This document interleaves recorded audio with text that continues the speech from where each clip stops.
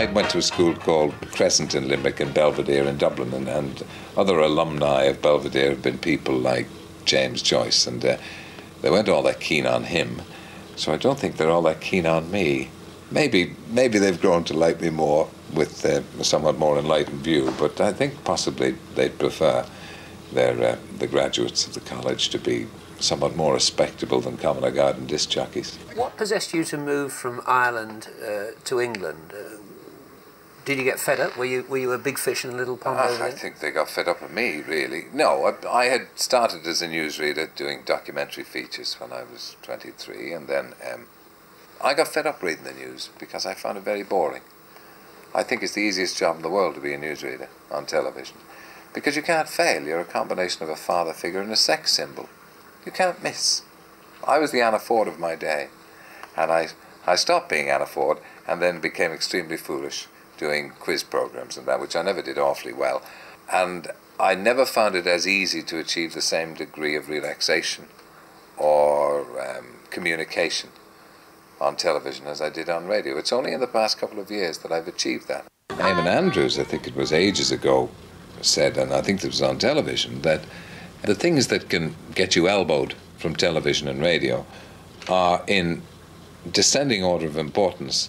Number one, somebody at the top gets fed up of you. That's the most important thing. Number two, you get fed up doing it. And number three is the public. Overexposure is largely a myth of our own business. We watch everything on television or listen to things on radio. The public don't. They dip in and out. So overexposure is debatable. I think you have to be careful. But what can you do? If you're in demand, if people want you to do things and they offer you interesting things to do, you do them. If you're a freelance like me, well, you know, refusing them on the grounds that you will somehow lengthen your career, if you refuse them, may not be correct.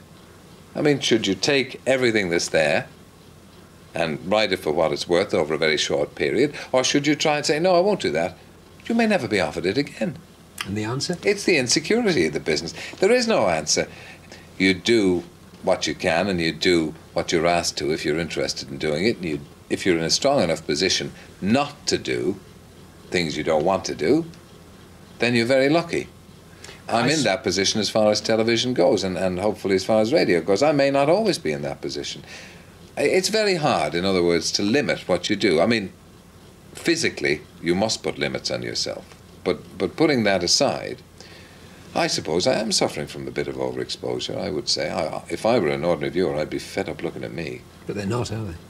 But they will be. The day will come when they'll get sick to death. Might be tomorrow. The groundwork has been done. They understand, they feel secure with me.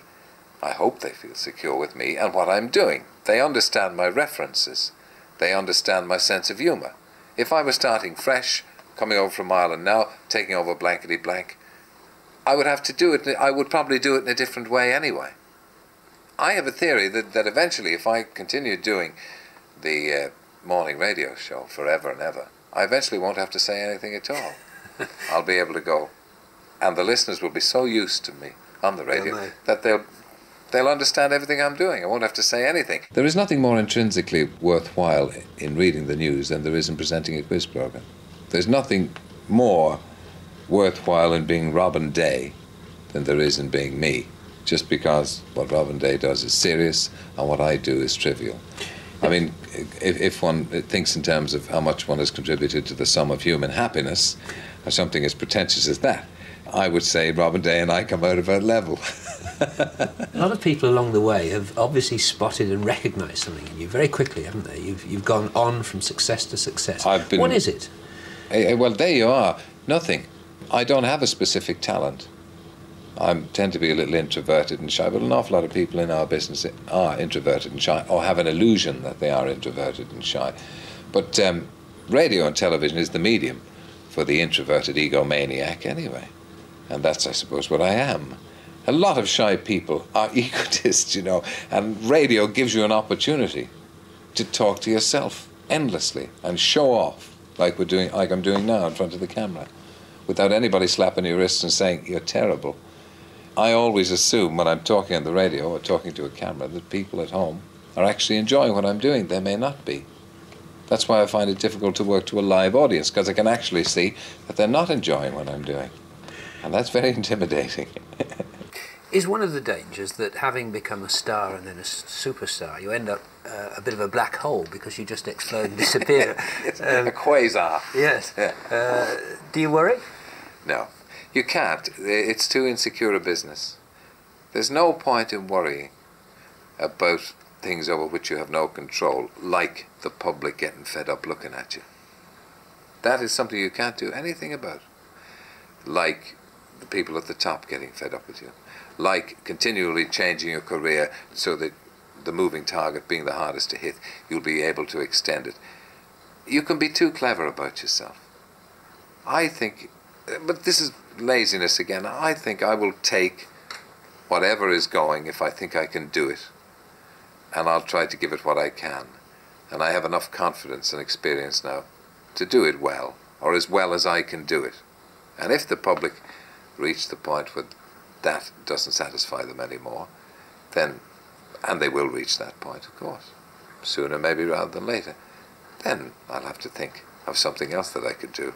Could you stand being unpopular, yesterday's hero? I don't know.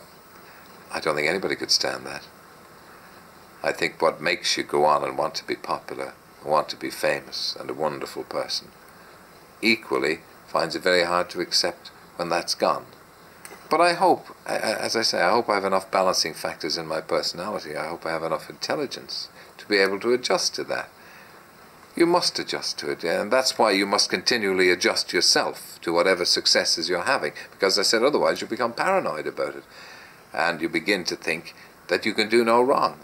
It's nice to be liked. Everybody wants to be liked. Everybody wants to be popular. It's not just me. Everybody in the world wants to be liked. We don't like being criticized. Nobody likes criticism. I don't like any criticism of me because I think I'm wonderful. For a moment, but as long as I can suddenly say, wait a minute, I'm not wonderful. The big hole you can fall down as a popular entertainer, if you want to be a popular entertainer, is trying to be popular with everybody. You must be yourself, insofar as this artificial medium will allow you. Be yourself. I mean, what you do on television, what I do on television is, on radio, is obviously an extension of myself. I'm not the same person at home as I am on the television or as I am on the radio. I mean, I don't project as much. I mean, I hope I'm more of a human being when I'm at home, but it's hard to tell. You'd have to ask my children that. They'd probably disagree with me. Another responsibility that I know you have been very careful of is that towards your family. Now, you do protect them very carefully, don't you? Well, I'm in the business, they're not. They didn't choose to be in this business, I did.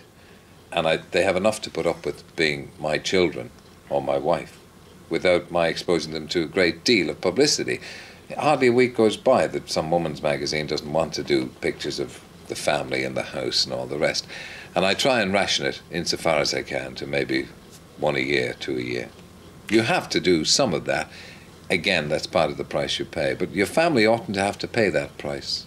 Nevertheless, I imagine your children being called Wogan is a problem. It is. It's rough on them. Because it's hard enough growing up, boys going to school, children go straight for the jugular. If I'm on the television, I'm useful as a weapon with which to beat my children, the little animals' children. They're going to use, as I said, whatever weapons they can against other children. And I happen to be a handy weapon. It's difficult, but if my children can get over it, and it's interesting to see how they cope, if they can get over it, it ought to make them better, stronger people. But there's nothing I can do about that. I can't fight the battles for them in the playground. My first boy copes by being slightly aloof, distancing himself, and the second boy copes by going in head down. They both cope well with it. Little girls are more genteel and she doesn't have to cope to any great extent. I've never understood why other disc jockeys used to, and indeed still do, encourage sycophancy and flattery, saying, "Dear Terry, it's a wonderful show you do, and my family have always listened to and look forward to it." I can still hear them doing it.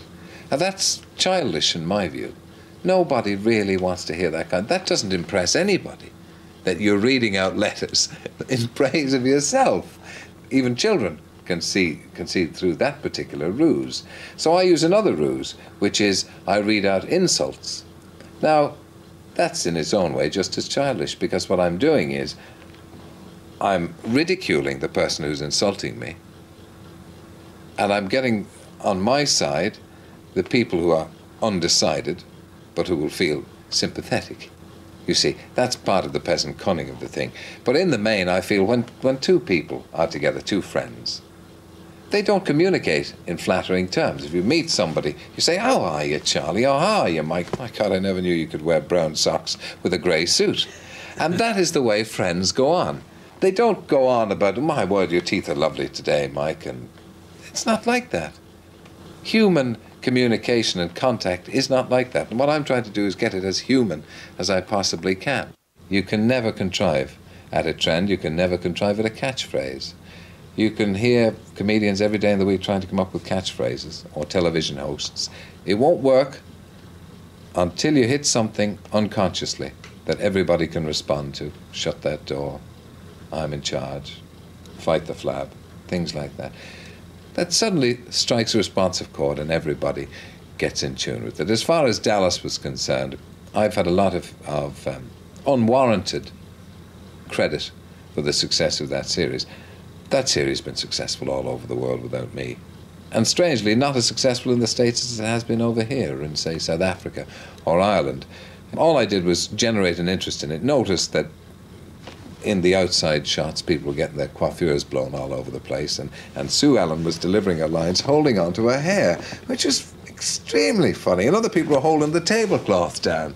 And I thought, why are they shooting it outside in the first place? They don't shoot outside as much now because obviously that was a ludicrous aspect of it. That's what struck me. You're talking about cones on the motorway, but you're driving home, aren't you, in a Rolls Royce? Does your success set you apart? I think you've got to be very careful about that. It's like when you're communicating on the radio, on the television, you can only talk to one person at a time. You're not communicating at a mass level. And the big hole you can fall down as a popular entertainer, if you want to be a popular entertainer, is trying to be popular with everybody, trying to get everybody to identify with you. You must be prepared to be yourself. Say what you would say yourself. Now, if the public respond to that in sufficient numbers, you'll become popular. If they don't, you will not succeed. But you must do it. You cannot start out from the premise, I'm now going to say something that everybody will find acceptable. I'm now going to take a position that everybody will find acceptable. So you don't have to apologise for the Rolls Royce, you're saying? You shouldn't apologise for anything. Barry Cryer has a wonderful phrase about me. He says, it's impossible to underestimate Terry Wogan. Which is absolutely right.